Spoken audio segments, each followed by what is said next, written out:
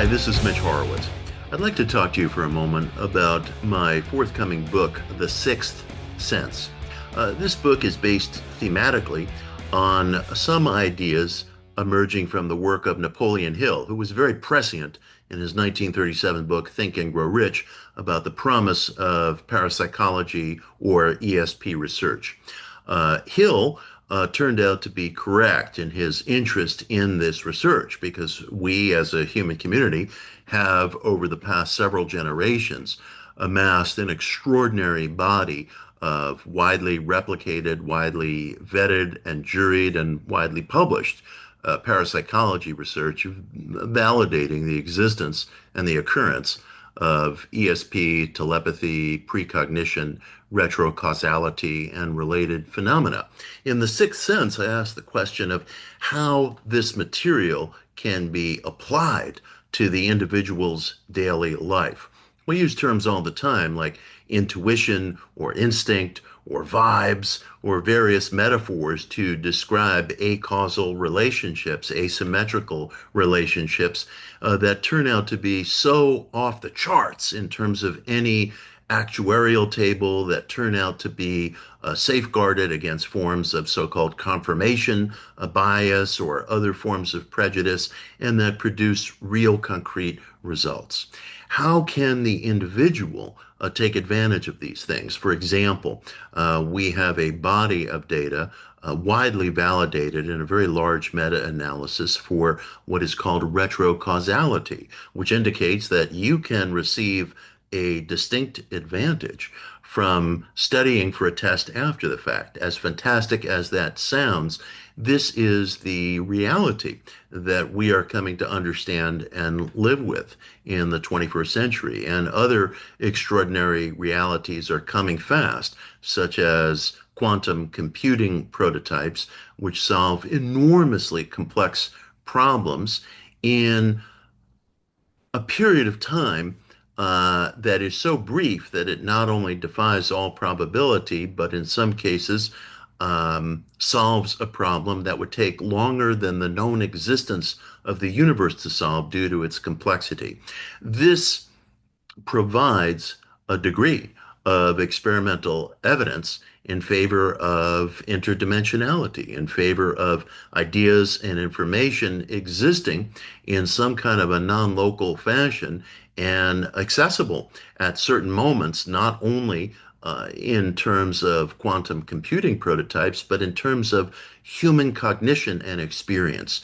We have vast amounts of widely replicated, academically vetted and published data that speaks to this. The question is, how can we make the leap from reading about this material in an academic sense to actually applying this material in a practical sense? And that's what I attempt to get in touch with in The Sixth Sense.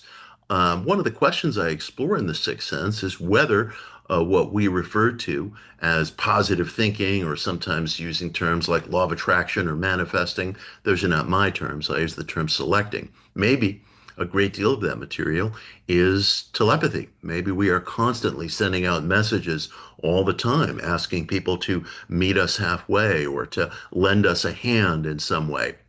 We use another word like synchronicity to describe these things. It's more of a metaphor than an actual description because we don't know what's going on. I think what's going on, in fact, has been pointed to in about 150 years of widely vetted parapsychological research papers. The best and the most enduring of that material points to the fact that what you're thinking right now is influencing and being felt by other people, including people who may have something that you very deeply want, may have opportunities for you, funding for you, a job for you that you truly wish for. Maybe you think those opportunities have passed you by, but in fact, linear time as we know it is itself just an elaborate and necessary illusion for five sensory beings, so to speak, to get through life.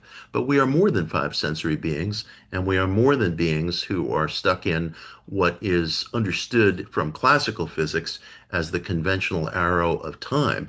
But in quantum and empirically based physics that probe questions of multidimensionality, the arrow of time is quaint. It's a metaphor that belongs more to the 19th and early 20th century than to our own. What unfolds in our lives occurs, as the movie put it, everything everywhere all at once. It's not just a device in entertainment, it's an idea that we are learning to come to grips with as we proceed through the 21st century. It's almost impossible to avoid allusions of linearity, even though they are ultimately lacking reality and concreteness.